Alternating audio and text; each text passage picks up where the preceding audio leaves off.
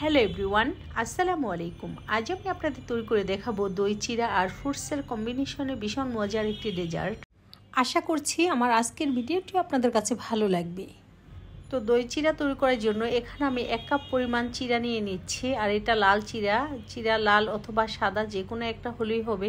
এখন এই চিরাগুলো খুব ভালো করে কষলিয়ে ধুয়ে নিচ্ছি। আর এটা খুব ভালো করে ধুয়ে নিতে হবে। আর এই চিরা ধোয়ার আগে আমি খুব ভালো করে বেছে পরিষ্কার করে নিয়েছি। এখন এই চিরাগুলো একটি বাটির মধ্যে নিয়ে আধা কাপ পানি দিয়ে ভিজিয়ে রাখবো।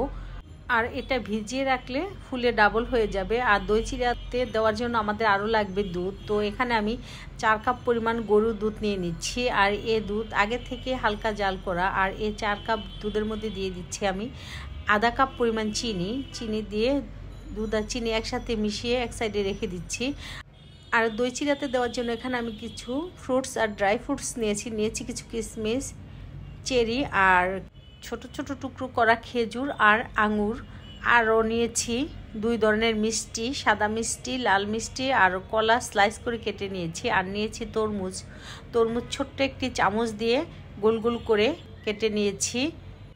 আর দই চিরা তৈরি করতে আমাদের লাগবে দই। তো এখানে আমি মিষ্টি দই নিয়েছি। আর এটা আমার ঘরে পাতা মিষ্টি দই। আর মিষ্টি দই কিভাবে তৈরি করতে হয় তার ভিডিও আমার চ্যানেলে দেওয়া আছে, চাইলে দেখে নিতে পারেন।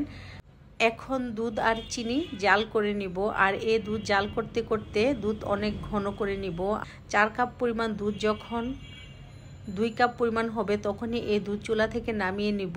আর চুলার আঁচ মিডিয়াম টু লো আঁচে রেখে এ দুধ একটু সময় নিয়ে জাল করে নিব। তো এ দুধ জাল করা হয়ে গিয়েছে। এখন এটা নামিয়ে এক সাইডে রেখে দিব ঠান্ডা হওয়ার জন্য। আর এটা ঠান্ডা হওয়ার পর নর্মাল ফ্রিজে রেখে দিব আরও ঠান্ডা হওয়ার জন্য। এদিকে ভিজিয়ে রাখা চিরাগুলো ফুলে ডাবল হয়ে গিয়েছে। আর চিরা আমি যতটুকু পানি দিয়ে ভিজিয়েছিলাম সেটাতে এটা খুব ভালো করে ভিজে গিয়েছে। আর ভিজে যাওয়ার পর এটার মধ্যে কোনো এক্সট্রা পানি নেই।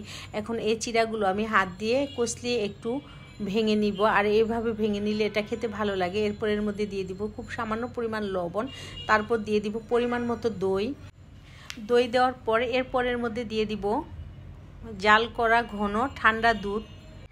আর এখানে দুধের পরিমাণ একেবারে মেপে দিতে হবে না, পরিমাপ অনুযায়ী দিলে হবে। তবে এই দই চিরা একটু পাতলা খেতে ভালো লাগে। আর দুধ দেওয়ার পর এর মধ্যে দিয়ে দিচ্ছি আমি 2 ধরনের কিশমিশ, তারপর দিয়ে দিচ্ছি কেটে রাখা খেজুর, এরপর দিয়ে দিচ্ছি কেটে রাখা আঙুর। আর এই দই চিরার মধ্যে অতিরিক্ত ফল না দিলেও চলবে, অল্প ফল দিয়ে এটা খেতে ভালো লাগে। তো আমার কাছে খেজুর আর কিশমিশ দিয়েও এই দই চিরা খেতে অনেক বেশি ভালো লাগে। এখন এই দই চিরা আমি একটি বাটির মধ্যে সার্ভ করে নিব। আর এই দই চিরার মধ্যে আমি যেসব ফল দিয়েছি আপনাদের ইচ্ছে হলে সেটা নাও দিতে পারেন। আমি শুধুমাত্র দেখা সৌন্দর্যের জন্য কালারফুল ফলগুলো ব্যবহার করেছি। এটা ফল ছাড়াও খাওয়া যায়, শুধু দই আর দুধ দিয়ে তৈরি করলেও দই চিরা খেতে অনেক বেশি ভালো লাগে। তো আমি এই দই চিরার মধ্যে কলা মিশাইনি, কারণ কলা দিলে এটা বেশিক্ষণ রাখা যায় না। তাছাড়া আমার বাচ্চারা দই চিরার মধ্যে কলাটা খেতে পছন্দ করে না, সেজন্য কলা আমি শুধু ডেকোরেশনের জন্য ব্যবহার করছি। আর এখানে দেওয়ার জন্য তরমুজগুলো আমি গোল গোল বলের মতো করে কেটে নিয়েছি। তো দই চিরার বাটিটি সাজানোর সময় প্রথমে আমি 2 সাইডে 2টি কলা দিয়ে তারপর তরমুজের বলগুলো দিয়ে এর উপর আঙুর, তারপর খেজুর, তারপর কিশমিশ দিয়ে ডেকোরেশন করেছি। আর এরপর আমি আরেকটি গ্লাস এভাবে সাজিয়ে নেব। আর সেটার মধ্যে আমি চেরি ও মিষ্টি দিব। তো 2টি গ্লাস আমি দুভাবে সাজিয়ে নিয়েছি। তো এখানে যে কলা দিতে হবে, চেরি দিতে হবে এমন কোনো কথাই নেই। আপনাদের ঘরে যেই ফল থাকবে সেটা দিয়ে করে নেবেন। তবে অতিরিক্ত টক ফল এর মধ্যে দেওয়া যাবে না, একটু মিষ্টি ফল হলেই এটা খেতে বেশি ভালো লাগে। তো আমার আজকের ভিডিও এ পর্যন্তই। সো মাই ইয়ামি দই চিরা is ready to serve. So my lovely viewers, please support me and subscribe to my channel for more delicious recipe. Thanks for watching.